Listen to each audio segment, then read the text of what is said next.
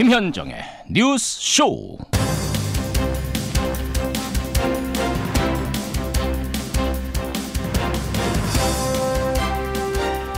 애청자 여러분 안녕하십니까? 6.13 지방선거 막판 뒤집기는 없었습니다. 예상대로 민주당의 압승으로 끝이 났습니다. 광역단체장 17곳 중에 민주당 14곳 석권했고요. 국회의원 재보궐선거에서도 12곳 중 11곳을 민주당이 가져갔습니다. 한국당은 대구시장과 경북도지사 두 자리를 가까스로 지켰습니다.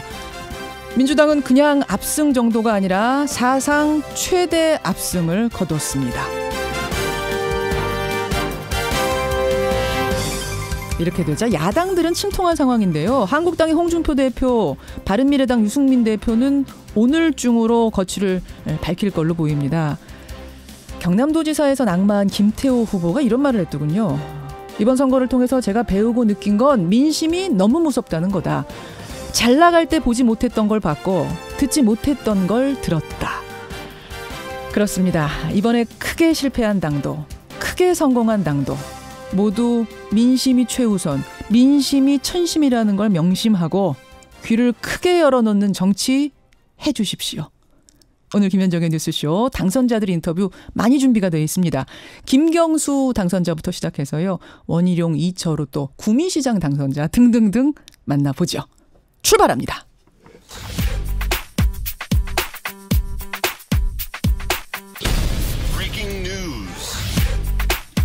김현정의 뉴스쇼가 주목한 오늘의 포인트 김정훈 기자 나와 있습니다. 어서 오세요, 김 기자. 네. 예, 오늘 선거 결과부터 짚어보죠. 온통 전국이 파란 나라가 됐더라고요. 파란 나라, 네, 압승, 민주당의 압승. 그렇습니다. 전국이 더불어민주당의 상징색 파란색으로 물들었는데요. 광역단체장의 경우에는 수도권과 호남 충청은 물론이고 그동안 단 한 번도 민주당 시도지사가 당선된 적이 없던 부산, 울산, 경남에서도 여당 후보가 당선이 됐습니다. 예. 자유한국당은 대구, 경북에서만 살아남았네요. 국회의원 재보선도 마찬가지인데 12개 선거구 가운데 민주당은 자신들이 후보를 낸 11곳에서 모두 이겼습니다. 기초단체장과 지방의원 선거 역시 여당의 돌풍이 거셌고요. 예. 교육감 선거에서도 진보 성향 후보가 무난히 당선의 기쁨을 맛봤습니다. 여론의 흐름을 보면서 뭐 어느 정도 예상은 했지만 그 예상을 뛰어넘는 승리예요. 그렇습니다. 중앙 권력과 지방 권력을 거머쥐었고요. 이제 국회에서도 몸집을 키운 여권은 전국 운영의 주도권을 확실히 잡게 됐죠. 예. 반면 참패한 다른 야당들은 위기에 내몰렸는데 당장 오늘 자유한국당 홍준표 대표 또 바른미래당 유승민 대표가 물러날 것으로 알려지고 있습니다. 대권 주자였던 안철수 서울시장 후보 역시 김문수 후보에 이어서 3위로 밀려나면서 2위가 아니라 3위를 차지한 거예요. 그러네요. 결과적으로. 예. 야권발 정계 개편이 가속화할 것으로 보입니다. 그래요. 당선자 인터뷰 여러분 어떤 당선자 만나고 싶으셨어요? 뭐 추천도 좀 해주십시오. 일단 첫 인터뷰는 김경수 당선자 인터뷰 준비를 하고 있겠습니다. 다음 포인트 가죠? 네, 숙제하는 폼페이오의 동북아 행보입니다. 예, 북미 회담에 열쇠를 쥐고 있는 인물 폼페이오 장관 후속 조치에 나서는 겁니까? 네, 오늘 폼페이오 장관의 일정을 보면은 어떤 숙제를 떠안고 있는지 알 수가 있을 것 같은데요. 오전에 문재인 대통령을 예방하고요. 강경화 외무장관 또 고노 일본 외무상과 함께 한미일 외교장관 회담을 가진 뒤에는 중국 베이징으로 넘어가서 왕이 외교부 장관 만납니다. 예. 북미 정상회담 결과를 설명하고 또 주변 국가의 공조를 강화하려는 그런 목적이겠죠. 어제 저녁 방한한 뒤에 기자들과 만나서 중요한 발언들을 좀 꺼내놓기도 했어요. 주요한 비핵화를 앞으로 2년 반 안에 달성할 수 있을 것이라는데 희망적이다 이렇게 언급하는가 하면 북미 합의 중에 CVID 표현이 빠진 데 대해서는 완전한 비핵화 그 말이 검증 가능한 방식을 이미 아우르는 것이다 이렇게 설명하기도 했습니다. 그래요. 예, 오늘 판문점에서는 남북 장성급 군사회담도 예정이 돼 있습니다. 이것도 주목을 해야 되고 중요한 오늘 뉴스가 굉장히 많아요. 월드컵이요. 예, 오늘 러시아 월드컵 오늘 킥오프 되는데요. 예. 오늘 밤 러시아 모스크바 루즈니키 스타디움에서 러시아와 사우디아라비아의 개막전을 시작으로 32일간의 열전이 펼쳐집니다. 우리 시각으로 밤 9시에 개막전. 네, 예, 그렇죠. 한밤중에 개막전이 시작되고요. 역대 강호들의 챔피언 자리를 노리고 있는 가운데 우리나라도 신태용 감독이 이끄는 대표팀이 역대 두 번째로 원정 16강 진출을 목표로 몸을 풀고 있습니다. F조에 속한 우리 팀 18일 스웨덴, 24일 멕시코 그리고 27일 독일과 승부를 할 것으로 예정이 되어 있네요. 예, 여기까지 일단 오늘 포인트들 짚고 지금부터 당선자들 만나보죠. 김정훈 기자 수고하셨습니다. 감사합니다. 경제 위기와 도민들의 민생을 살려달라고 하는 절박함이 만든 선거 결과입니다. 어려움을 이겨낸 김경수 경남지사 당선인은 변화와 개혁, 미래를 이야기했습니다. 변화를 선택하신 경남 도민들의 승리라고 생각합니다. 예, 민주당의 사상 최대 압승으로 끝난 6.13 지방선거 화제의 당선자들을 차례차례 만나보죠. 제가 지금 화제의 당선자라 그랬는데 어제 개표 과정에서는 단연 화제가 이분이었습니다. 바로 김경수 당선자. 출구조사에서는 분명 김태호 후보보다 앞섰는데 막상 개표가 시작이 되니까 밀리는 겁니다. 계속 밀리다가 또 엎치락 뒤치락 하다가 자정이 다 돼서야 역전이 됐습니다. 김경수 경남도지사 당선자 만나보죠. 김 당선자님 축하드립니다. 예, 고맙습니다. 오랜만입니다. 아유, 간밤에 눈 좀 붙이셨어요? 뜬 눈으로 이제 지새다시피 했습니다. 그러니까 출구조사는 앞섰는데 막상 뚜껑을 열어보니까 그야말로 피말리는 승부. 한 자정까지 계속 밀릴 때 그때는 기분이 어떠셨어요? 경남이 원래 지난 대선 때도 이제 이런 선거 개표 결과가 이런 방식으로 좀 진행이 되긴 했었습니다. 그래도 아무래도 불안하죠. 그렇죠. 불안하지 않으면 거짓말이죠. 이게 이런 질문은 이런 날에만 드릴 수 있는 질문이니까 제가 드리는데요. 예. 막 엎치락 뒤치락 하고 밀리고 이러다가 당선이 확정되는 그 순간에 제일 먼저 떠오른 사람은 누굽니까? 당선 확정이 늦게 되는 바람에요. 예. 사실은 당선 유력이라고 떴을 때 이미 이제 캠프에 가서 많은 분들하고 같이 이제 지켜보고 이런 상황이었는데 떠오른 인물을 개별적으로 얘기하는 것보다는 이런 개표 과정, 개표 상황 우리 경남 도민들께서 저한테 그런 가르침을 주는 거 아닌가 하는 생각이 들었어요. 그러니까 어쨌든 앞으로 도정을 할 때 저를 지지했던 사람이든 아니든 경남 도민 모두의 도지사가 돼달라. 진보 보수를 넘어서 정말 경남을 위해서 힘을 모아서 일을 해달라. 그런 경고 또는 가르침을 주신 거 아닌가 그런 생각이 들더라고요. 그러니까 지지를 해준 분이나 또 그렇지 않은 도민들이나 다 아우르면서 가는 도지사가 돼달라 이런 의미로. 네. 보면은 49.8% 득표하셨는데 김태호 후보가 46.1%거든요. 지금은 52.8%입니다. 또 바뀌었어요. 그 사이에. 그렇게 됐군요. 예. 자, 그분들 다 아우르면서 가달라. 소통의 도지사가 돼달라. 화합의 도지사가 돼달라. 이런 메시지. 네네. 근데 제가 기억나는 인터뷰가 뭐냐면요. 총선 치르고 나서 그러니까 국회의원 된 다음에 그 다음날 노무현 전 대통령 묘소에 가서 인사드리면서 작은 숙제 하나 해결하고 왔습니다. 그렇게 말씀드렸다고 인터뷰하셨던 거 기억이 나요. 예. 이번에도 가실 거잖아요. 예. 오전에 충원탑 또 경남에는 3.15 또 묘지가 있거든요. 그게 들렀다가 봉화마을 들를 예정입니다. 그렇죠. 뭐라고 하시겠어요? 묘소 앞에서. 그러게요. 대통령님께서 사실은 90년 3당 합당 과정에서 이제 이의 있습니다 하고 제기했던 그 이후에 부산 경남 PK 지역에 이제 정치가 실종됐던 거 아닙니까? 경쟁도 사라지고. 이제 그 폐해가 한 30년 가까이 부산 경남의 지금과 같은 상황을 초래한 건데 좀 먼 길을 돌아온 것 같아요. 대통령님께서 그때 왜 반대를 했었고 그리고 평생을 그걸 극복하기 위해서 싸워오신 거 아닙니까? 본인은 그럼에도 고향에서조차 지지받지 못했다. 그러면 정치인으로서는 실패한 인생이다라고 이제 자조적으로 얘기도 하고 하셨는데 이제 경남도민 그리고 부산, 울산 우리 PK 지역의 시민들께서 이제 다시 부산 경남이 사실은 옛날에는 민주주의가 어려우면 제일 먼저 나서서 싸웠던 곳이거든요. 그렇죠. 그래서 그런 정치 1번지로서의 자존심, 자부심을 찾아가는 과정 아니겠냐 생각합니다. 잘했다 그러실까요? 고생했다고 하셨는데. 고생했다 네. 이렇게. 지금 이제 말씀하셨지만 사실은 정말 지역주의가 강한 것, 그러니까 보수 강세 지역. 특히 직전 네네. 지사가 홍준표 대표셨어요. 제1야당 대표. 예. 그런데 왜 경남도민들은 이번에는 김경수를 택했을까? 뭐라고 보세요? 그 의미.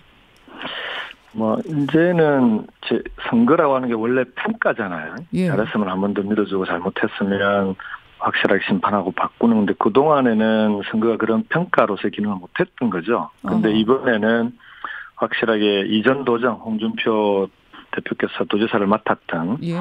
이전 도정에 대해서 도민들께서 분명히 평가를 해주신 것 같고요. 그걸 뛰어넘어서 대선 결과가 이제 1년 전에 나오고 1년 동안 문재인 대통령께서 고군분투하고 계시는데 예. 대선 결과를 받아들이지 못하고 있는 그런 야당이나 홍준표 대표에 대해서 도민들께서 확실하게 이번에 지방선거를 통해서 심판하신 거 아니냐. 그래서 이런 국민들의 평가를 좀 겸허히 받아들이는 것이 정치인의 도리 아니냐 그렇게 생각합니다. 홍준표 대표가 아직도 대선에서의 국민의 뜻을 못 읽고 있는 것에 대한 평가? 네, 저는 이번 선거는 그런 뜻도 있다고 생각합니다. 아니 홍준표 대표가 뭘 이렇게 못 읽으셨다고 어떤 부분을 보면서 생각하셨어요? 뭐 이번에 한반도 평화 시대에 열어가고 있는 과정에서도 아무래도 민심과 여론하고 너무 동떨어져 있다고 그렇게 국민들이 보시지 않았겠습니까? 막말 그것도 논란이라든지 이런 그렇고요. 것들요. 예, 그다음에 국회가 이제 여소야대라는 예. 걸 저는 뭐 여소야대도 당연히 함께 나갈 수는 있지만 예. 협치라고 하는 게 손바닥에 맞아야 할 수 있는 건데요. 이렇게 일방적으로 발목 잡기만 하게 되면은 아무래도 국민들께서 그런 모습을 좋게 보기는 어렵지 않겠습니까? 알겠습니다. 거기에 대한 심판 아니었는가? 뭐 그만두셔야 네. 된다고 보세요, 홍 대표는? 그럼 홍 대표님께서 판단하시지 않겠습니까? 알겠습니다. 제일 힘들었던 순간 뭐 선거 과정이 워낙 순탄치 않았기 때문에 예. 우여곡절이 많았기 때문에 이 질문 드립니다. 제일 힘들었던 순간은 언제세요? 아무래도 뭐 초기에 출마 여부를 결정하는 과정이 제일 힘들었던 것 같아요. 제가 그때부터. 국회의원도 중도 사퇴에 예.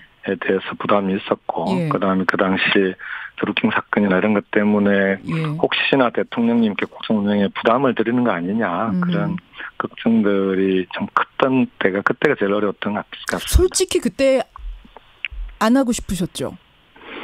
저는 오히려 중도 사퇴라고 하는 데 대해서 정치적인 부담 그다음에 원칙적으로 사퇴하지 않는 게 정치인의 도리라고 생각을 했고요. 지금도 그 부분은 우리 김해 시민들께는 좀 송구하게 생각을 합니다. 의원직을 중도 사퇴해야 됐던 그 네. 순간 지금 뭐 언뜻 말씀하셨습니다만 사실은 이른바 드루킹 사건 이거 뭐 예. 빠뜨리고 갈 수 없는 질문이에요. 특검이 이제부터 본격 시작이 됩니다. 특검도 예. 임명됐고 수사팀장도 오늘 결정될 것 같고 이렇게 수사가 본격화되면 경남도정에 차질 빚어지는 건 아닌가요?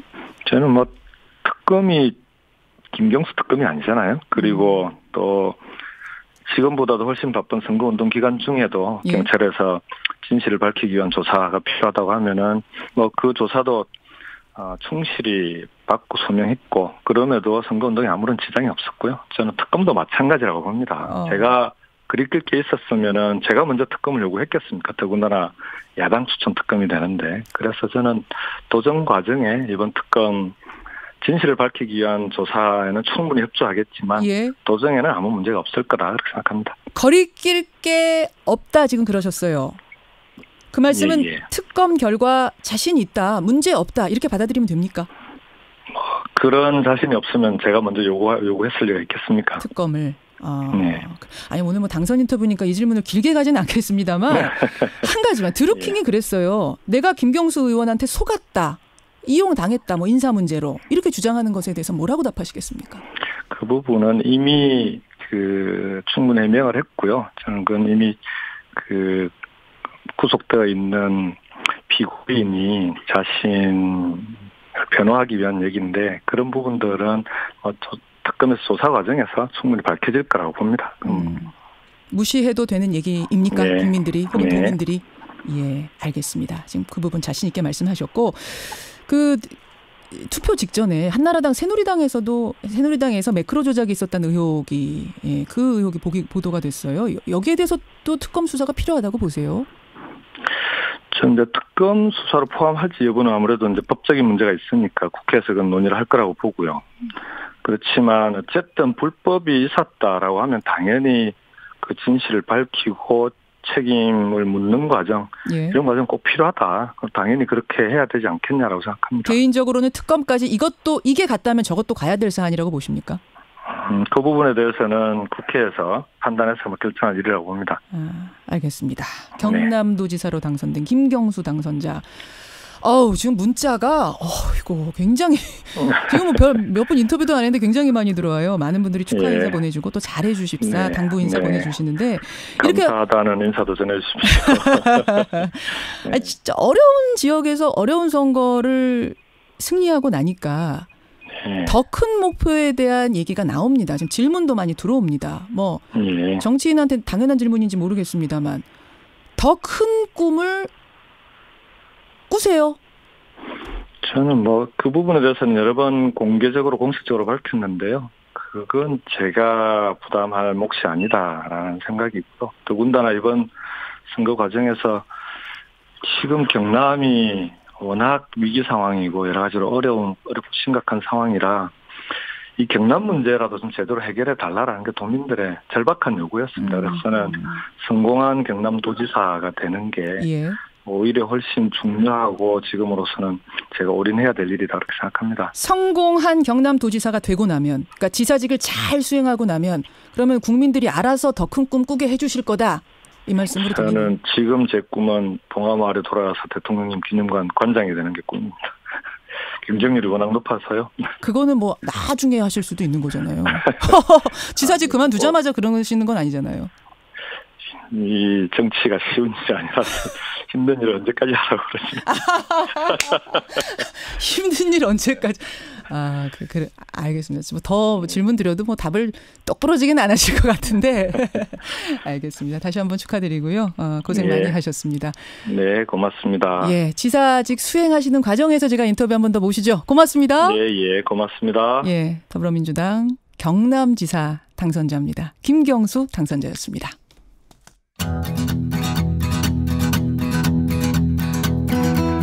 김현정의 뉴스쇼는 청취자 여러분의 참여로 이루어집니다. 트위터, 페이스북, 레인보우 게시판, 그리고 단문 50원, 장문 100원의 유료 문자 샵 1212, 우물정 1212 통해 참여하실 수 있습니다. 김현정의 뉴스쇼, 여러분과 함께 만듭니다. 김성환의 행간 시사평론가 김성환 씨 나오셨습니다. 어서 오십시오. 네, 안녕하세요. 자, 제일 화제였던 당선자 김경수 당선자 얘기부터 우리가 먼저 시작을 했고요. 이 큰 판, 어제 그 큰 결과를 좀 정리를 해 주셔야 될 것 같아요. 근데 김경수 후보자 얘기 잠깐 나왔으니까 말씀드리는데요. 앞으로 어깨가 너무 무거울 것 같다. 무겁죠. 예, 지역민들이 기대하는 그 기대감이 엄청나게 클 거거든요.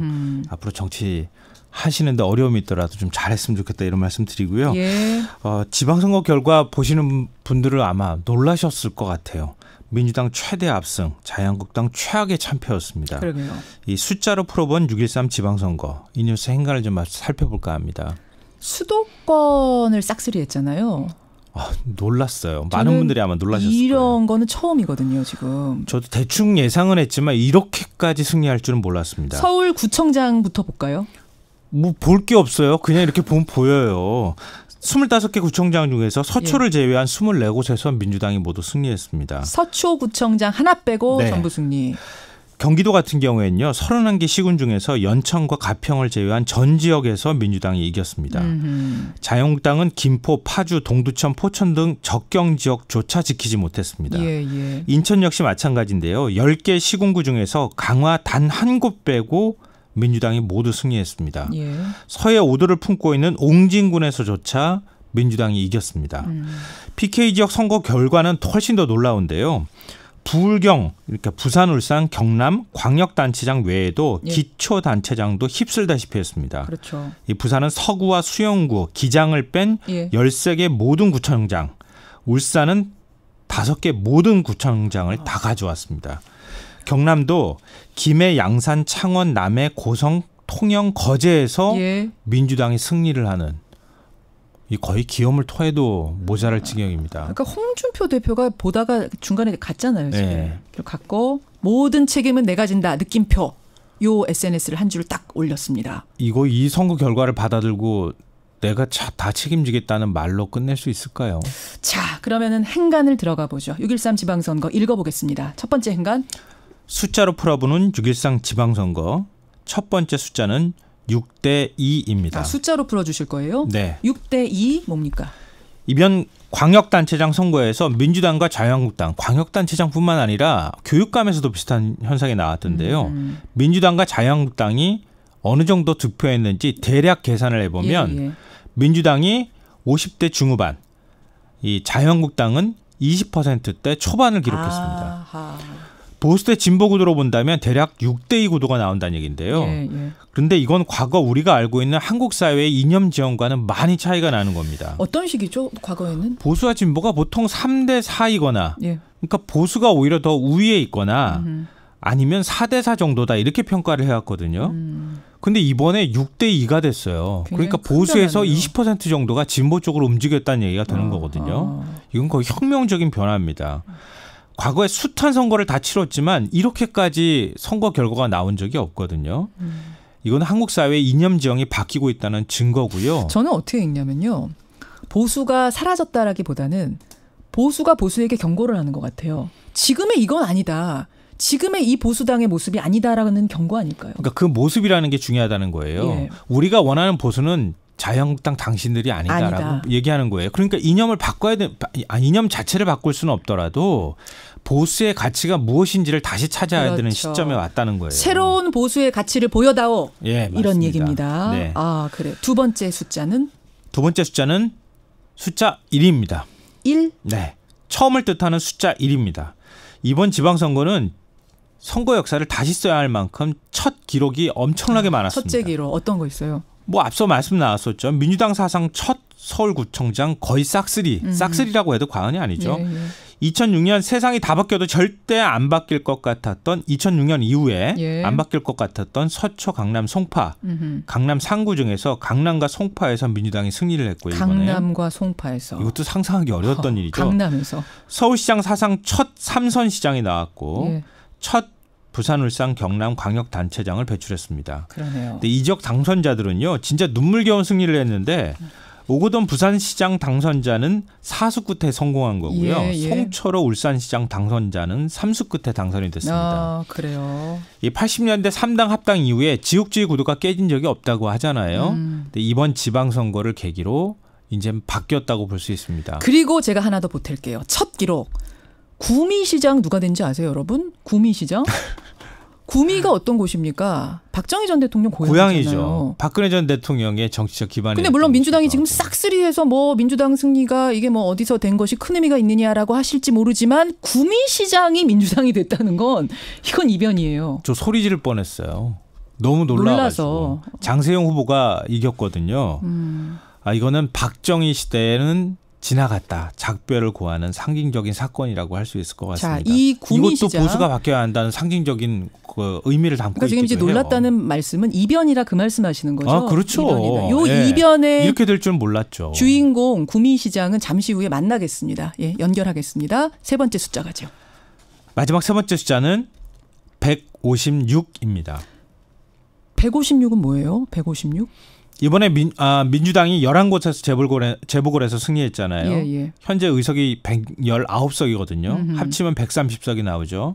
민주평화당과 정의당 공동교섭단체가 20석이죠. 바른미래당 그 비례 있죠. 이탈파 3석이 있죠. 여권 성향의 무소속 3석이 있습니다. 다 합치면 156이 나온다는 얘기입니다. 그러니까 그 바른미래당의 이탈파 또 여권 무소속이지만 여권 성향 다 합치면 범여권 국회의원 숫자라고 할 수 있는데요. 힘이 이제 156석 정도가 여당에 모였다. 의회 구도가 여소야대에서 여대 야소 형태로 바뀌었다는 얘기가 될 수도 있어요. 앞으로 후반기 국회 원구성을 주도할 수 있게 되고요. 민주당이. 반면에 야권발 정계 개편의 핵이었던 바른미래당 안철수 후보 서울시장 선거에서조차 19.6% 3등밖에 못했잖아요. 굉장히 충격적일 거예요. 바른미래당으로서는. 그럼요. 그럴 수밖에 2위까지는 뭐 예상했겠지만 3위가 될 줄이야? 이런 반응? 사상 최악의 참패를 당한 자유한국당 그리고 이번에 패배를 당한 바른미래당 두 당이 앞으로 어떻게 정계 개편에서 움직일지 한번 지켜봐야 될 것 같습니다. 이철호 당선자. 깃발 꽂았어요. 이 와중에도 이철호 당선자 2부에서 만나보죠. 수고하셨습니다. 네, 고맙습니다. 예, 여러분의 문자 많이 들어오네요. 이정님, 허성모 창원시장 당선자 만나게 해주십시오 하신 분이, 구민시장 꼭 만나고 싶습니다 하신 분도 계시고, 자, 보내주십시오. 2부로 갑니다.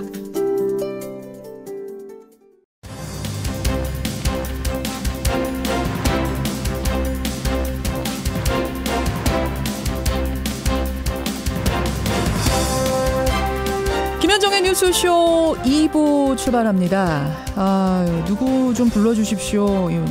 여러분들의 요청이 많이 들어오는데요. 이재명 당선자 인터뷰도 준비해달라 이런 요청 들어오고, 2444님은 목포시장 인터뷰 부탁합니다. 전국 최소 표차 당선자 아닙니까? 그러셨는데 271표 차니까 적긴 한데요. 전국 최소는 아닙니다. 전국 최소 표차는요, 평창군수 24표 차. 24표 차 당선자가 있네요. 평창군수.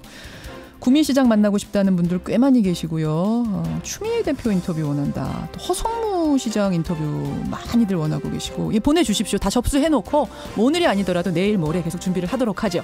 2부에서 일단 준비된 분은 이철우 당선자입니다.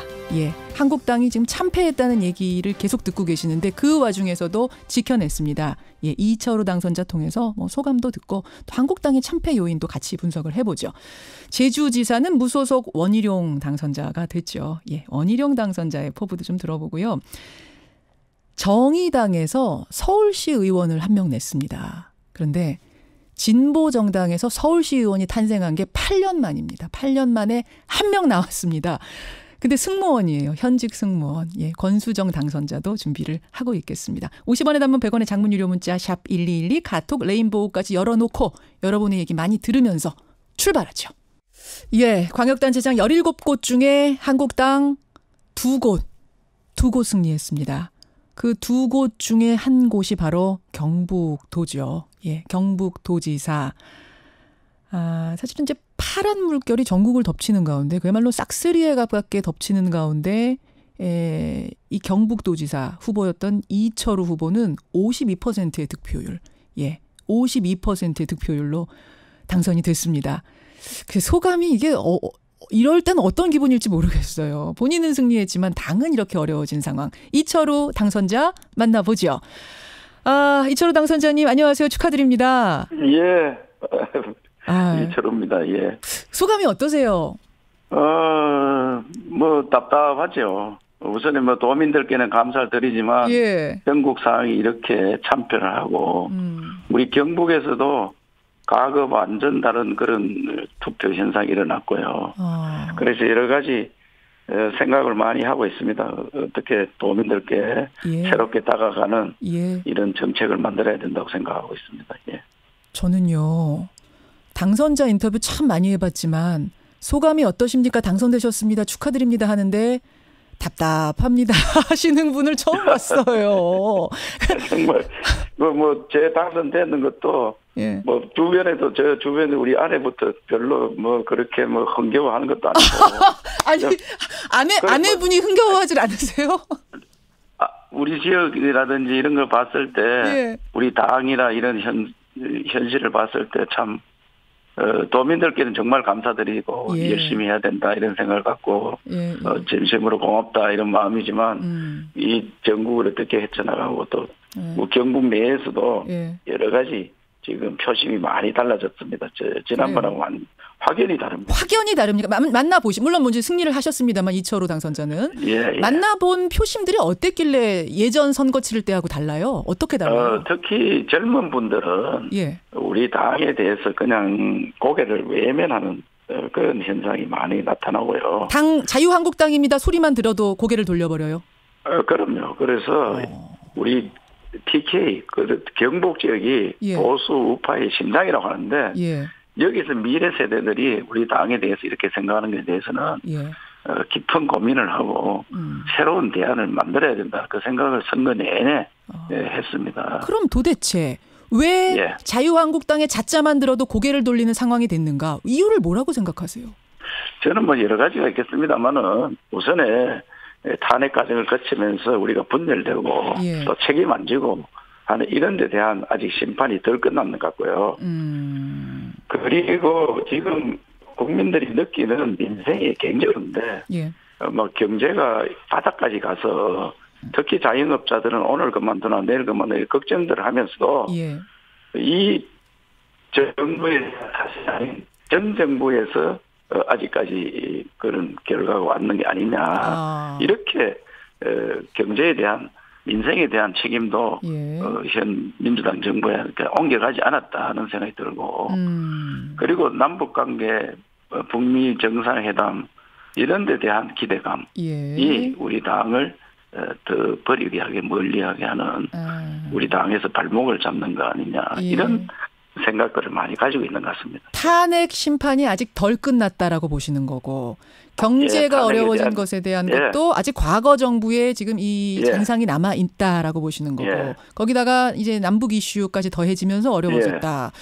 예. 그 지금 당은 그럼 잘하고 있다고 보시는 건가요? 오로지 과거 정권의 문제입니까? 국민이 이렇게 심판을 했는데 그 평가를 받고도 뭐 잘한다 못한다 그래 이야기할 그 이유이 있습니까? 그래서 저는 이 그런 말을 할 수가 없다. 할 수 있는 자체가 안 된다. 예, 이런 결과를 국민들께서 무서운 채찍을 들었는데 예. 이 현상을 보고도 예. 자라니 니 탓 내 탓 하는 것은 잘못이라고 생각합니다. 환골 탈퇴 쇄신이 뒤따라야 되는 거죠, 한국당. 그 정도로 뭐 우리가 그냥 하기 좋은 말 환골 탈퇴 이 정도는 우리 당 자체로 환골 탈퇴해서는 안 되고요. 예. 저는 재창당 수준으로 가야 된다고 생각합니다. 재창당 수준. 보수 우파, 중도 보수 우파를 모두 아우르는 그 시민단체. 예. 또 지금 시민단체를 안 하고 있어도 국가를 걱정하는 안보를 걱정하는 경제를 걱정하는 많은 시민들이 예. 있습니다. 그분들도 함께 들어와서 예. 당을 만들어서 국민들께 신선한 그런 대안을 만들어야 된다고 생각합니다. 그러니까 당 안에서 어떻게 환골탈퇴 이게 아니라 제3지대에서 예. 범보수들이 다 뭉쳐서 새롭게 창당을 예. 해야 된다. 이걸 보시는군요. 이 그림을. 예, 그 정도로 가야 되지. 그냥 우리 당 내에서 예. 뭐 사람 몇 사람 바꿔 새로운 뭐 정당입니다. 예. 그렇게 해서는 먹혀들지를 않지 싶습니다. 먹혀들 수준이 아니다. 지금 사람 몇 사람 바꿔가지고 먹혀들 수준이 예. 아니다. 일단은 홍준표 대표는 어제 내가 다 책임지겠다 이렇게 SNS를 올렸습니다. 아마 결국 사퇴는 당장 사퇴가 불가피할 거라고 보세요. 그것은 어제 말씀했으니까 정치는 책임을 진다고 생각하고 홍 대표는 늘 책임지는 정치를 하겠다 이렇게 말씀하실 때 믿어야 되지 않겠습니까? 책임지겠다는 말씀이 결국은 사퇴하겠다는 말씀으로 뭐 들으면 문제가 없겠군요. 그럼 저는 홍 대표는 뭐 항상 담대하고 늘 말씀을 하더라고요. 그게 연연하지 않겠다 이런 말씀을 하셨으니까 제가 옆에서 보면은 예. 막 그렇게 구질구질하게 막 하고 그럴 뿐은 아니고 어떻게 당을 새롭게 만들고 가느냐, 새로운 토대를 따라 만들어 놓고 가느냐, 그냥 막 던지느냐, 그거는 본인이 그 뭐 하루 이틀 늦다고 해가지고 그 책임 안 지는 건 아니니까 그런 시간을 두고 생각을 하실지 어떻게 할지는 모르겠습니다만 그건 뭐 그렇게 연연하고 구질구질한 그런 분은 아니니까 잘 결정하리라 생각합니다. 그러면은 이제 어쨌든 뭐 당대표가 책임지고 사퇴를 하게 된다면 그 다음에는 전당대회를 다시 치르는 게 아니라 아예 그냥 비대위 체제로 가고 제3지대에서 뭔가 다른 걸 모색하고 이쪽 방향이 맞다고 보세요? 그럼요. 우리 당 내에서 전당대회를 치르고 그렇게 하는 수준으로는 국민들이 용납을 안 할 것으로 용납을 안. 이대로 그냥 또 바꾸고 대충 그 당 안에서 바꾸고 간다면 다음 총선도 패배입니까? 참패입니까? 그거까지는 잘 모르겠습니다만은. 뭐 전제는 안 바꾼다면. 제 생각으로는 젊은 미래 세대들이 우리 당에 대한 생각. 이걸 바꿀 수 있는 계기를 마련해야 되지.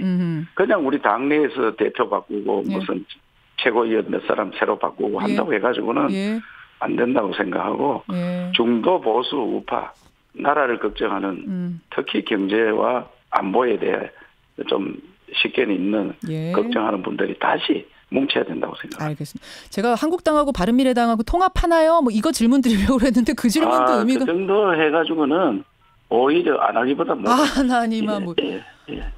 처절하게 아예 깨져야 된다라고 보시는 거군요. 지금 그러니까 뭐 말씀을 종합해 보시면. 아니 저는 민심이 이렇게까지 갔는데 그에 대한 국민에 대한 새로운 응답을 해야 되지. 또 다시 국민과 싸우려고 하면은 이길 수가 없습니다. 홍 대표가 좀 국민과 싸우려고 하셨던 건가요, 선거 기간에?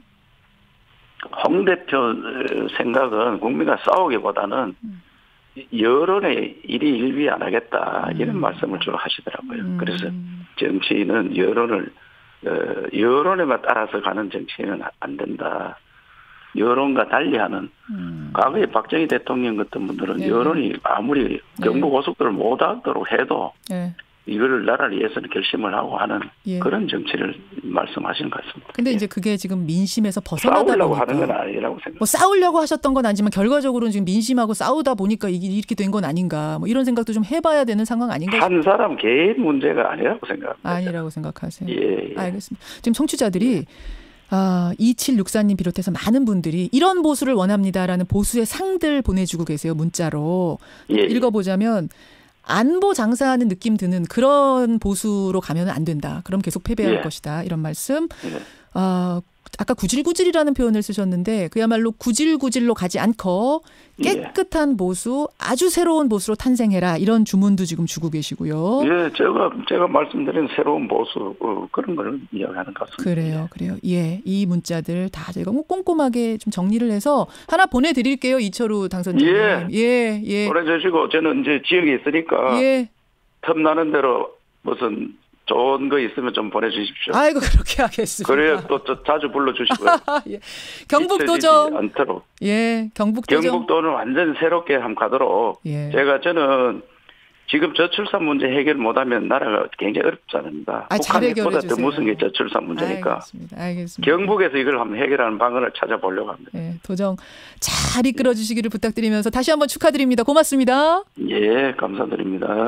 자유한국당 이철우 경북도지사 당선자 만났습니다. All About News 김현정의 뉴스 쇼. 많은 분들이 문자 계속 보내주고 계세요. 더불어민주당이 이제 싹쓸이에 가까운 압승, 사상 최대 압승을 거둔 것에 대해서도 이선우님, 앞으로 더 잘하라는 뜻이라는 거, 요거를 명심해야 된다. 최철규님, 이번 계기로 더욱더 겸손하게 국민 받들어야 된다. 겸손을 잊어서는 안 된다. 이런 당부도 주고 계십니다. 어떤 보수상을 원하십니까? 새로운 보수의 모습은 어떤 것이 필요하다고 보십니까? 요 문자 보내주시고요. 또 압승을 한 더불어민주당에게 보내는 메시지, 격려도 좋고 축하도 좋고 경고도 좋습니다. 보내주십시오. 그리고 이분 만나겠습니다. 이분은요, 무소속입니다. 전국의 광역단체장 당선자 중에 유일한 무소속 후보, 원희룡 제주지사 당선자. 사실 여론조사에서 엎치락뒤치락 했었어요. 그런데 당선이 됐습니다. 그리고 이제 앞으로 정계 개편의 주축이 될 거라는 전망이 나옵니다. 만나보죠. 원희룡 제주지사 당선자님 안녕하세요. 축하드립니다. 네, 안녕하세요. 고맙습니다. 소감이 어떠세요? 어려운 여건에서 치른 선거였는데요. 그 과정에서 많은 걸 느끼고 또 저 자신이 많은 변화의 그런 기회를 가질 수 있었습니다. 사실은 우여곡절이 참 많았어요. 지금 목소리가 아주 막 들떠 계시지 않은 것이 우여곡절이 참 많은 선거였습니다. 일단 무소속으로 치른 거 처음이시잖아요. 네, 그렇죠. 그러니까 당이라는 이런 울타리 없이, 지지 없이 무소속으로 뛰었고, 거기다 중간에 무슨 폭행 사건이니 이런 좀 불미스러운 것도 있었고, 이 생각하면 언제가 제일 힘드셨어요? 힘들지 않을 때가 없었는데요. 가장 힘들고 아팠던 거는 저는 나름대로 열심히 한다고 했는데 우리 도민들 한 분 한 분이 가슴속에서 또 다른 답답함과 불만 또 많은 어려움과 아픔들을 호소하실 때 내가 정말 민심을 받들면서 지금까지 정치를 한다고 해왔는데 내가 기준이나 방법을 정말 많이 바꿔야 되겠구나. 그런 것들을 뼈저리게 많이 느꼈습니다. 그 말씀 조금 추상적으로 들리는데 뭘 바꿔야 된다고 생각하신 거 예를 들면? 정치를 하는 그런 기준들도요. 우리 이번에 우리 도민들하고 이렇게 쭉 만나 보니까 아주 좀 현명하십니다. 예를 들어서 지금 예를 들어서 우리 문재인 그 대통령과 정부에 대한 지지가 높잖아요. 그래서 이거는 나라를 그동안 잘못 이끌어왔으니까 바로잡는 기간이 당연히 필요하고 그래서 이게 민심이 이거 밀어주는 거지. 권력이 오만해지면 언제든지 심판한다. 이런 말씀들을 하시는 분들도 많았고요. 그걸 거꾸로 저에게도 도지사라는 게 또 작은 권력 아니겠습니까? 그리고 이제 공무원들한테 둘러싸여서 나름대로는 잘하고 있다고 생각하지만 막상 늘 매일매일 삶의 현실에 부닥치고 서로 의견들을 주고받고 있는 그 민심의 바다 속에서는 늘 이게 바뀐다라는 거죠. 그런 말씀 알겠습니다. 그래서 더 잘할 수 있습니다. 여러분 믿어주십시오. 이제 이런 의미로 들리는데 이야기를 좀 넓혀보죠. 이번 지방선거 기간에 우리 원희룡 당선자 이런 말씀하셨어요. 야권 개편은 불가피하다. 어떤 방향으로 개편이 돼야 된다라고 보세요? 뭐 중앙정치도 하셨던 분으로서. 우선은 그러니까 결국 국민의 뜻을 정확히 헤아려서 그것을 담아낼 수 있는 그런 방향으로 가야 되지 않겠습니까? 지금 야당은 이제 한국당은 과거에 대한민국의 고도 성장과 안보를 지켰던 그 과거의 신화에 빠져 있는 것 같고요. 그리고 지금 바른미래당 같으면은 또 안철수 씨나 있던 그때 당시에 제3 어떤 세력의 출현 이런 또 신화에 빠져 있는 것 같아요. 있고, 의외로 성취의 신화는 머무르는 시간이 매우 짧습니다. 다 흘러간 거거든요. 이미 흘러간 과거를 붙잡고 지금 현재의 현실과 미래를 정말 매일매일 삶 속에서 치열하게 이걸 대결하고 있는 국민들한테 그게 먹히겠습니까? 그래서 그런 점에서 저도 제주의 현안들 그리고 제주의 우리 청년들 일자리 도민들이 아파하는 부분 이런 부분들에 대해서 정말 매일매일 새로운 열린 마음으로 씨름을 하면서 성과를 만들어내야 된다고 생각을 합니다. 사실은 이제 새누리당에 몸 담았던 분이시고 또 바른미래당에도 몸 담았던 보수시잖아요. 보수 출신이시잖아요. 지금이야 무소속이시지만. 그래서 이번에 참패를 보는 그 심정도 좀 남다르실 것 같아요. 과거의 향수에 젖어 있는 그런 보수로는 희망이 전혀 없습니다. 왜냐하면 한국 사회도 바뀌었고요. 국민도 옛날의 국민이 아니고요. 하지만 저는 희망이 없다고 보지는 않습니다. 이번에도 무소속으로 나와보니까 어떤 거 느끼는지 아세요? 어떤 거 느끼세요? 정당도 작은 권력이거든요. 국가는 당연히 더 큰 권력이고요. 그렇죠. 정당. 권력 가까이 가면요. 오만병이라는 게 있어요. 자기도 모르게 오만해져요. 그러면 또 심판을 받는 거거든요. 그러면 생활 현장 속에서 민초들 속에서 또 새로운 권력이 탄생하고 그래서 이게 민주주의를 내걸고 자신들이 야당이라고 해서 거기에서 연례가 아니라는 거죠. 똑같은 증세, 똑같은 코스를 밟아나가는 걸 보면서 권력과 민초, 권력과 민심이라는 이 속에서 늘 민심 속에서 새롭게 태어나지 않으면 정치 세력이라는 게 정말 어느 순간에 과거의 세력이 돼버리는 거고요. 버림받는다. 그런 점에서 민주주의라는 게 참 무서운 제도구나. 위대한 제도구나. 그런 걸 많이 느끼고 있습니다. 자유한국당으로 이번에 출마하셨으면 되셨을까요? 안 되셨을까요? 그 생각도 해보셨어요? 자유한국당은 떠나온 지가 오래됐잖아요. 탄핵 때 나왔던 거니까. 근데 그때 가실 거다라는 얘기들이 워낙 많았기 때문에 안 가셨잖아요. 바른미래당 나왔을 때 한국당으로 아마 출마하실 거다 이런 얘기 많았는데. 남 속도 모르면서 이야기들은 편하게들 하시는데 한국당 복귀는 생각해 본 적이 없습니다. 왜냐하면 나올 때 정말 집 나올 때 정말 많은 고민들을 하고 각오를 하고 나온 거거든요. 그럼 바른미래당이 아닌 바른정당도 미래당 바른정당도 그때 뭡니까 국민의당인가? 지방선거 앞두고 너무 손쉽게 합당하려는 걸 보고 이거는 선거도 안 되고 당의 존립하는 근본 동력 자체가 이건 없어지겠구나. 그런 생각이 많이 들어서 당시에 반대를 했었죠. 그러면 무소속으로 선택한 것이 이게 아주 잘한 선택이다. 지금은 그 생각이 드시겠군요. 불가피한 선택이었던 거고요. 뭐 무소속이 무슨 자랑이겠습니까? 이제 불가피한 선택이었고 이제 저는 제주도라는 구체적인 책임을 맡은 일이 있으니까 이 일을 도민들이 또 저한테 맡겨주신 일이니까 알겠습니다. 도민들과 함께 성과를 내야죠. 제주도에서. 오늘 약속된 시간이 1분이 남았는데 자. 지금 들어오는 질문. 그럼 한국당으로 뭐 다시 당선되고 나서 입당하시는 거 아니냐 이런 질문에 대해서는 뭐 이거는 할 필요도 없는 질문. 여러 차례 아니라고 말씀드렸고요. 아닌 거죠. 예, 저는 약속을 지킵니다. 그러면 민주당으로 가실 생각도 혹시 없으신가요? 자꾸 오라고 공개적으로 그 얘기를 해서 저도 그 도민의 명령이라면 할 수 있다고 덕담 차원에서 한 적이 있지만 우리 선거 기간 동안에 약속을 했습니다. 도정에 전념하겠다고. 그러면 보수가 제3지대에서 뭔가 새로운 틀을 짜서 가야 된다라고 보세요. 그 그림을. 생각을 좀 많이 해봐야 될 것 같아요. 아직 우선 도정에 전념하면서 저 자신이 새로운 정치의 싹들을 그 실마리들을 저 자신이 치열하게 모색을 해나가겠습니다. 정계 개편이 시작되면 참여하시겠습니까? 주도적으로. 너무 앞서 나가시는 질문에 제가 지금 거기까지 생각이 미치지 못하네요. 알겠습니다. 지금 많은 분들이요. 겸손함 잃지 마시고 잘해 주십시오라는 이런 제주도민들 부탁이 문자로 많이 들어옵니다. 축하드리고요. 잊지 말고 잘해 주시기를 부탁드립니다. 고맙습니다.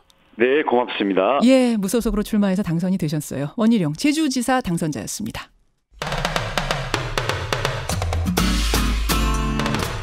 CBS 라디오 김현정의 뉴스 쇼.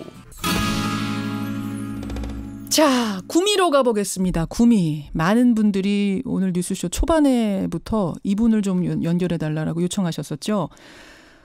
구미는 박정희 전 대통령의 고향입니다. 여기에서 구미시장의 보수당이 아닌, 보수당이 아닌 당이 깃발을 꼽는 게 이게 처음 있는 일이죠. 더불어민주당 장세용 후보가 박빙의 승부 끝에 40.8%의 득표율로 2위인 한국당 후보를 1.3%포인트 차이로 제치고 당선이 됐습니다. 어제부터 엄청나게 화제가 된 그분, 구미시장 당선자 장세용 당선자 연결을 해보죠. 축하드립니다. 안녕하세요. 네, 안녕하십니까. 장세용입니다. 예, 새벽이 돼서야 당선이 확정되신 거죠? 네, 그렇습니다. 기분이 어떠십니까? 마음이 담담하기도 합니다. 한쪽으로 또 시간이 갈수록 약간의 무게감도 책임감도 느끼기도 합니다. 예, 담담하게 책임감. 그러니까 기분도 좋지만 책임감이 더 크게 느껴진다 이런 말씀이신 거죠? 네, 그렇습니다. 시간이 갈수록 그렇게 됩니다. 예, 아니 민주당, 그러니까 다시 말해서 보수당이 아닌 당으로 이름 걸고 처음에 출마하실 때 당선이 될 거라고 솔직히 예상하셨어요? 제가 아마 경쟁력은 있을 거라는 그런 생각을 가졌습니다. 그러니까 개인적으로 난 할 수 있다, 시켜주시면 잘할 수 있다라는 경쟁력은 있지만 그 지형이라는 게 사실은 있잖아요. 환경이라는 게 그런 면에서는 쉽지 않은 선거라는 생각하셨을 것 같은데. 네, 그렇습니다. 그런 의미에서는 상당히 좀 마음속에 우러나오는 그 투쟁의식, 도전의식을 불러일으키는 그런 선거였다고 생각합니다. 승리의 요인이 뭐라고 보세요? 왜 우리 구미 시민들이 한국당, 전통적인 보수당이 아닌 민주당인 나를 찍어줬을까? 요인을 뭐라고 분석하십니까? 지금 구미시가 경제적으로 상당히 어렵습니다. 그런 상황인데 불구하고 그동안 두 분의 시장이 24년간 도시를 경영하면서 많은 기업들이 떠나가게 만들고 또 많은 노동자들이 떠나가게 만들고 따라서 이런 현실에 많은 시민들이 불만을 가졌습니다. 그럼에도 불구하고 이분들이 이 상황들을 제대로 관리한다거나 또는 해소하기 위해서 노력 별로 안 한 것이 많은 시민들이 실망을 주었고 바로 그 실망의 지점을 제가 정확하게 짚었던 것이 아마 이 시장에 된 배경이 된 것 같습니다. 그렇게 민심을 정확히 읽었다는 것 하나와 또 뭐 개인적인 능력 또 게다가 청취자 김창성님의 지적처럼 보수표가 거기에 좀 나뉘어졌죠. 무소속 출마가 그렇습니다. 그러니까 한국당이 있는데 또 무소속으로 보수가 출마를 하면서 표가 좀 갈린 것도 당선에 도움이 된 것 같아요. 네, 그렇게 생각합니다. 그럼에도 불구하고 실제로는 자유한국당 쪽에서는 경선의 과정에서 상당히 잡음을 일으켰고 그런 과정들이 우리 이제 저희는 유리하게 좀 작용을 했습니다. 아까 이철우 지사 당선자가 이런 말씀하시더라고요. 이렇게 선거를 쭉 다녀보니까 민심이 바뀐 걸 내가 느낀다. 자유한국당의 자자만 봐도 고개를 돌리는 젊은 층을 보면서 화들짝 놀란다 이러시더라고요. 우리 장세용 당선자도 구미시 곳곳 선거운동하면서 뭔가 예전하고 다르다는 느낌 받으세요? 그쪽 쭉 사셨던 분이니까. 네, 그렇습니다. 선거 초반에 제가 명함을 들고 갔을 때는 정치 전반에 대한 극도의 혐오를 표시하는 분들이 많았습니다. 극도의 혐오? 정치라는 것 자체에 대해서? 예. 정치가는 거짓말장이다. 너는 거짓말 하지 않겠느냐. 그런 식으로 질문을 수없이 받았습니다. 예. 그래요. 근데 그 보수에 대한 생각에는 어떤 변화들이 좀 있던가요? 구미시의 분위기, 민심. 네. 그래서 그 보수가 시민들의 자존심을 극도로 꺾고 있다. 시민들의 자존심을 지켜주지 않는다는 그런 그 불신. 거기에다가 또 능력도 결국 보니까 너무 부패하고 신뢰할 수 없다는 또 그런 그 마음, 이런 것들이 기본적으로 깔려 있는 것을 볼 수 있었습니다. 그러니까 지금의 보수의 모습에 실망한 표심 그런 것들이 움직인 게 아닌가. 구미시에서는 커다란 기념사업이 하나 진행되고 있죠. 박정희 전 대통령 기념사업. 이게 이제 전국적으로 찬반 논란이 일었을 정도의 큰 이슈가 됐던 사업인데 어떻게 하실 생각이세요, 시장님, 당선자님? 사실 좀 이제 걱정이 됩니다. 선거의 막바지에 이런 문제를 두고서 상당히 공격적인 그런 압박을 받았습니다. 예. 그래서 이제 고민합니다만 저는 기본적으로 박정희 대통령을 역사적인 인물, 역사 속의 인물로 모시는 것이 필요하지. 자꾸 호출해서 현재의 권력과 연관시키는 것은 바람직하지 않다고 생각을 합니다. 그리고 또 너무 새말이나 박정희 대통령 이 문제를 강조하는 것이 구미의 도시 브랜드로서 어느 정도 힘이 있는 것인지 그런 데 대해서는 앞으로 시민들과 끊임없는 서로 토론을 통해서 한번 이 문제를 한번 풀어볼까 이렇게 생각을 하고 있습니다.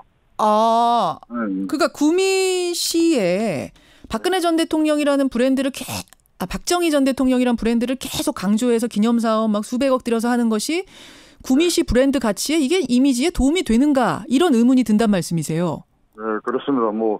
적어도 이 21세기의 그 새로운 도시 경쟁 시대에 구미가 계속 지금 위축되고 있는 상황에서 새로운 상징, 새로운 마음을 모을 만한 것이 다른 없는가 이런 질문이 첫째 저희 출발점이고 박정희라는 이름 외에 다른 게 없는가 우리의 힘을 모을 다른 게 없는가라는 것에 대한 고민.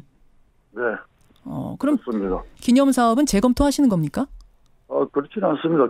기존의 기념 사업에 대해서는 그 박정희 대통령을 존중하고 또는 숭배하는 그런 분들 계시기에 그 자체로는 또 인정하고 또 다른 무엇이 더 붙여져야 되지 않는가 이런 생각을 하고. 아니 제가 여쭙는 건요. 아까 논의를 좀 다시 해봐야겠다 이 사업에 대해서 이 말씀을 하셨길래 그러면은 앞으로도 계획 아직 추진은 안 됐고 계획만 된 것들이 되게 많이 있잖아요. 그것들에 대해서 재검토하고 필요하다면 도민들의 의사를 모아서 없애는 것까지도 생각을 하고 계시는가 이게 궁금해서요. 그래서 그 기존에 만들어진 것도 이미 상당히 부담을 주고 있습니다. 연 60억 정도가 부담되고 있는데 여기에 대해서 어떻게 경영할 것인지 이런 문제를 두고 아주 허심탄회하게 저는 논의를 해야 될 상황이다. 이렇게 말씀드릴 수 있습니다. 그렇게 보시는군요. 구미 시장이 사실은 박정희 전 대통령 기념사업에 대해서 이 정도 발언을 하는 것도 저는 처음 접하는 것 같습니다. 다시 한번 이 브랜드 가치에 대해서 구미시 브랜드 가치 얼마나 도움이 되고 있는지 철저하게 검토하겠다. 이 말씀 잘해주시고요. 잘해주세요, 시장님. 정말 어려운 승리를 하신 만큼 잘 이끌어 주시길 바라고 구미 시민들의 뜻을 잘 받들어 주시길 부탁드립니다. 다시 한번 축하드립니다. 네, 감사합니다. 고맙습니다. 장세용 구미시장 당선자, 민주당 출신 당선자 만나봤습니다.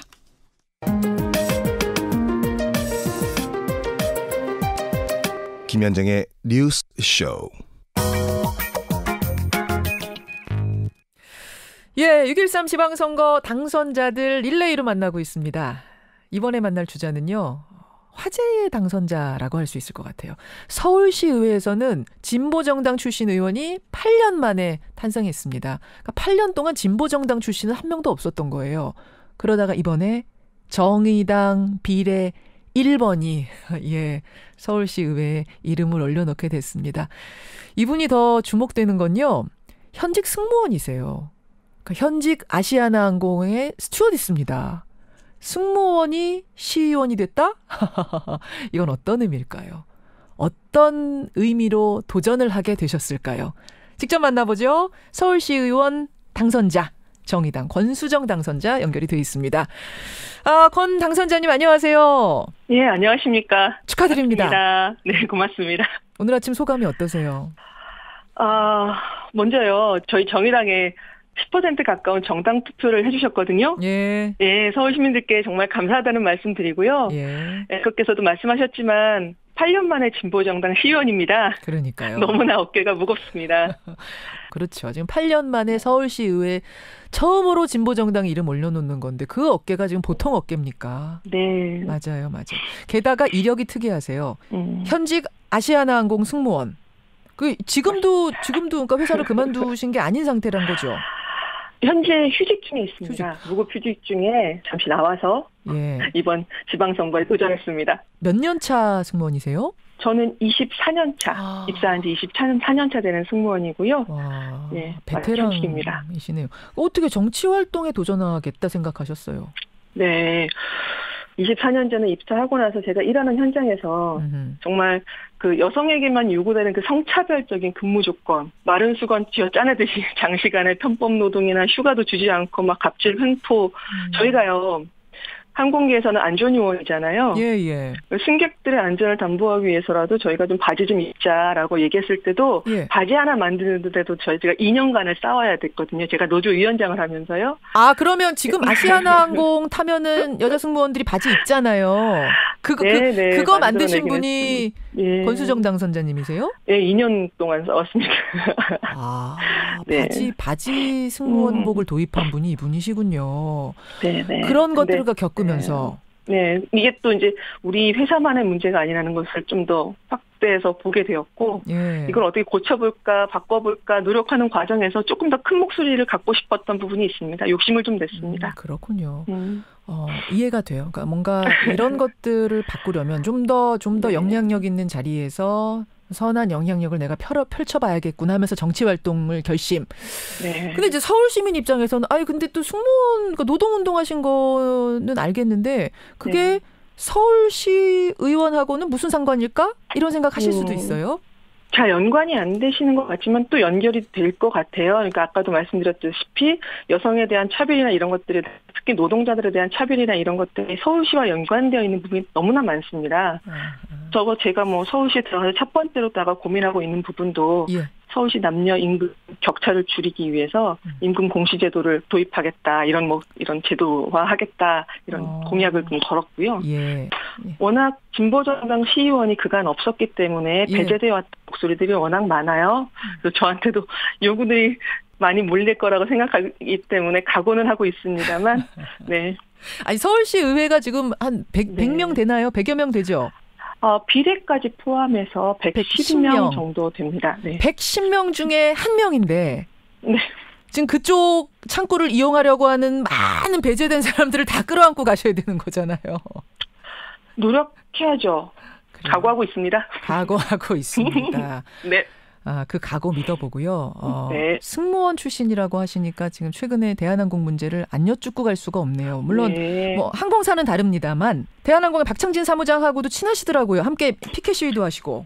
2014년도였죠. 주요나 땅콩 사건 때도 양대 항공사를 놓고 갑질을 없애기 위해 서로 공유하면서 같이 싸우고 있습니다. 그 박창진 사무장은 뭐라고 하세요? 지금 이거 당선된 거 축하 문자 맞습니까? 지금까지처럼 변함없이 우리들 편에 서달라. 그리고 자신도 함께 뛰겠다. 그리고 변하지 말라. 변하지 말아라. 박창진 사무장의 첫마디 변하지 말아라. 24년간 안 변했으므로 앞으로도 안 변하고 열심히 살겠다. 제가 그렇게 약속을 좀 했습니다. 이게 아마 정의당에게 지금 9%를 주신 서울 시민들의 바람일 겁니다. 같은 마음일 거예요. 변하지 마시고 서울 시민들께 끝으로 짧게 한 말씀? 네. 다시 한번 감사드리고요. 지금 민주당이 일당 독점이지만 시민들의 더 나은 삶을 위해서 조례 제정 뒷전이고 지금까지처럼 해외 연수가 다녀오고 혈세 낭비하고 이러신다면 저희들을 믿어준 50만 명의 시민들과 함께 강력하게 서울시의회를 개혁해 나가도록 제대로 일하도록 그런 모습 보여드리겠습니다. 지금까지 해왔던 대로. 기대하겠습니다. 변하지 마세요. 네, 알겠습니다. 오늘 다시 한번 축하드리고요. 고맙습니다. 네네. 고맙습니다. 예, 정의당에서 8년 만에 서울시 의원을 한 명 냈습니다. 예, 비례 1번이었던 권수정 당선자 만나봤습니다.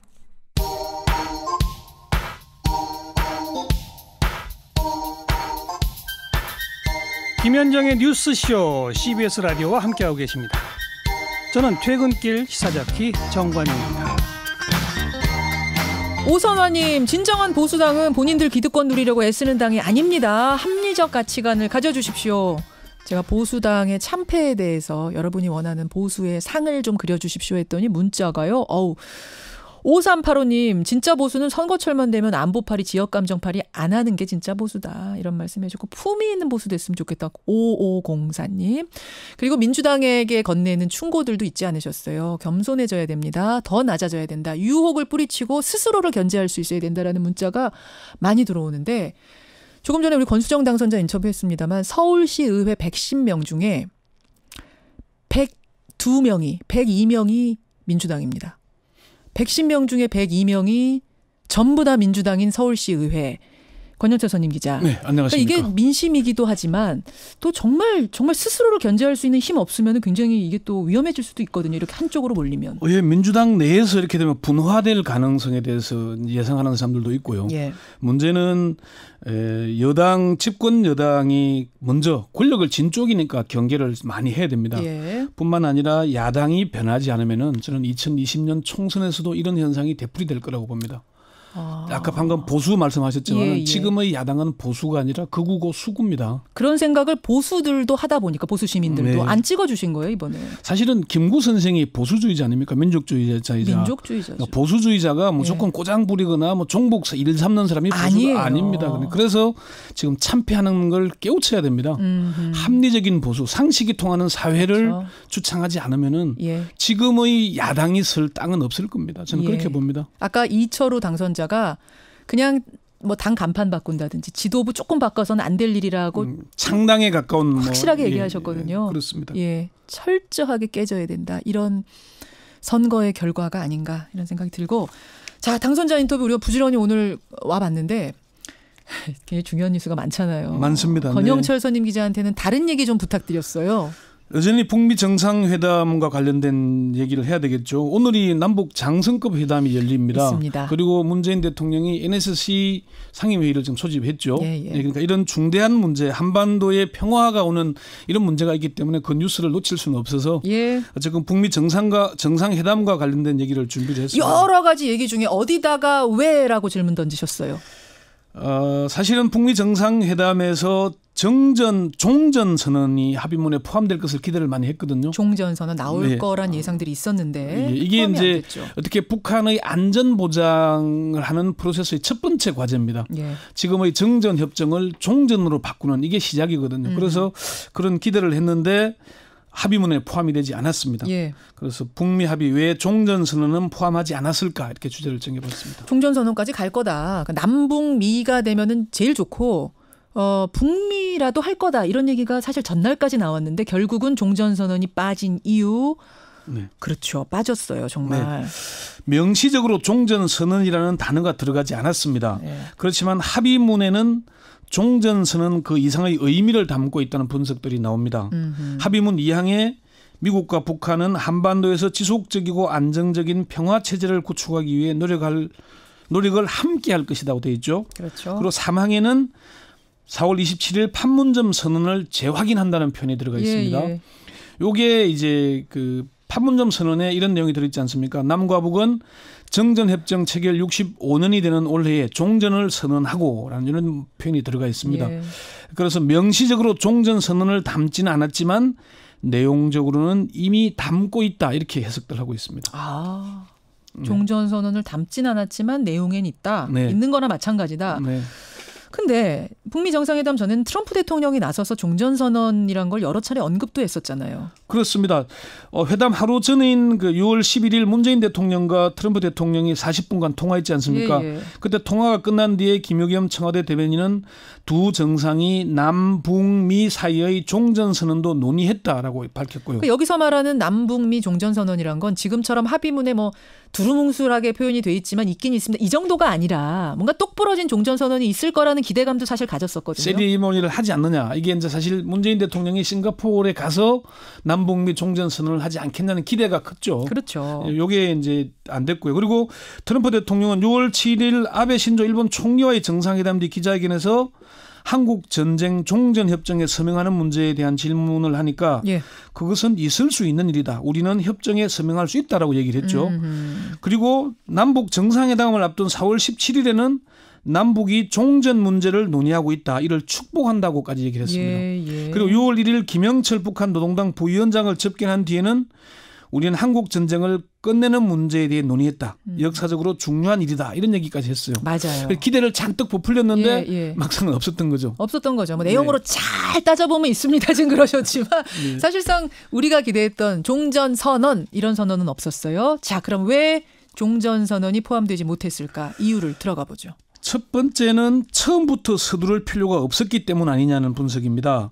북미 간 첫 정상회담이었죠. 그렇죠. 어제 그 조성열 수석연구위원과 김현장 앵커가 인터뷰했지 않습니까? 거기에서 합의문의 첫 역사적 정상회담이라는 단어가 나온다 이런 얘기를 했죠. 이번 정상회담은 첫 번째고 앞으로 두 번째, 세 번째도 있지 않겠습니까? 그래서 첫 술에 배부를 수는 없기 때문에 첫 번째부터 서두르진 않았을 걸로 해석들 하고요. 무리하게 가진 않았을 거다. 네, 두 번째는 종전선언을 하기는 쉽지만은 말 그대로 선언만 되면 안 되지 않겠습니까? 이게 실행이 돼야 되겠죠. 70년 적대 관계인 미국과 북한이 처음 정상회담을 해서 종전선언까지 한다면은 뭔가 좀 성급하게 여겨질 수도 있을 것이고요. 그런 부분. 그리고 사실 이번 정상회담의 핵심은 북한의 비핵화. 북한의 입장에서는 안전보장 이 두 가지였지 않습니까? 거기에 집중한 거라고 트럼프 대통령이 얘기를 했죠. 그러면서 트럼프 대통령은 6개월 뒤에 보면 알 거다 이런 얘기까지 했어요. 좀 지켜볼 북한의 아마 선제적 조치가 있을 걸로 기대가 되는 대목이고요. 세 번째는 북미 간 선언이냐 아니면은 남북미의 선언이냐 그것도 아니면은 남북 미중의 선언이냐가 아직 미정이기 때문일 겁니다. 제 솔직한 속내를 말씀드려 볼까요? 저는 이 3번이 주요했다고 봅니다. 사실은 상징적 종전선언인 건 다 알아요. 이게 뭔가 뭐 국제적으로 어떤 유효한 그런 선언이 아니라는 건 누구나 압니다만 그럼에도 불구하고 안 됐던 이유는 뭐냐면 결국 중국이 뭔가 불편했던 거 아닌가 뭐 이런 생각을 저는 좀 하거든요. 그러니까 이게 1953년 7월 27일 정전협정이 체결되잖아요. 체결 서명을 한 사람이 연합군, 북한군, 중공군입니다. 그때 뭐 우리는 남한은 빠졌죠. 정전협정은 전쟁이 중지된 상태지만 이젠 종전선언은 전쟁을 완전히 끝내는 거지 않겠습니까? 그렇죠. 그러면은 서명 당사자, 정전협정의 서명 당사자가 참여를 해야 됩니다. 아니 이거는 근데 의견들이 좀 분분해요. 전문가마다. 평화협정에서 그 당사자들이 참여하면 되지 종전선언은 그냥 상징적으로만 할 수도 있다. 따라서 중국이 빠져도 된다라고 얘기했었습니다만 중국은 그게 불편한 거잖아요. 그게 이제 남북 정상이 판문점 선언에서도 이렇게 언급하지 않습니까?